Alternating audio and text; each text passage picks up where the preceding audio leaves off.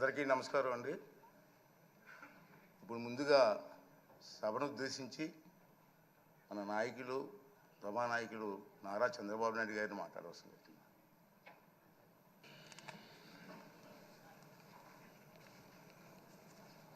అధ్యక్ష,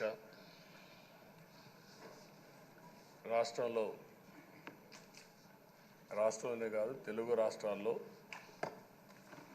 అత్యంత సీనియర్ శాసనసభ్యులు మీరు ఒకరు. బీసీ నేతగా గుర్తింపు ఉన్న మిమ్మల్ని నేడు శాసనసభ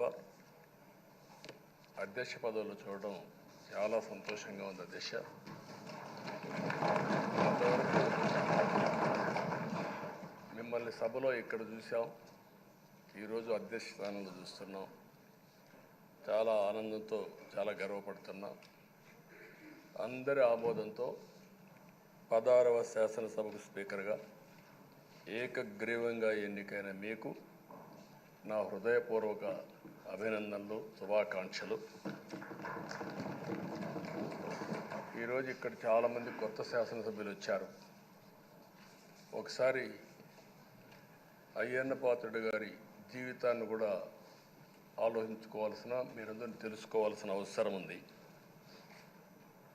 మనందరి మారిగానే ఆయన కూడా ఒక హంబుల్ కుటుంబంలో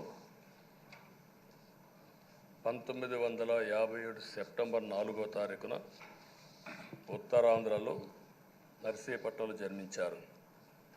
తల్లిదండ్రులు చింతకాయల వరహాల దొర చెల్లాయమ్మ గారు. యువత రాజకీయాల్లోకి రావాలని ఆ రోజు ఎన్టీ రామారావు గారు పార్టీ పెట్టిన మొదట్లో పిలిపిస్తే 25 సంవత్సరాల వయసుండే సమయంలో రాజకీయాల్లోకి వచ్చిన వ్యక్తి అయ్యన్న పాత్రుడు గారు. అక్కడి నుంచి 7 సార్లు ఎమ్మెల్యే అయ్యారు, ఒకసారి ఎంపీ అయ్యారు.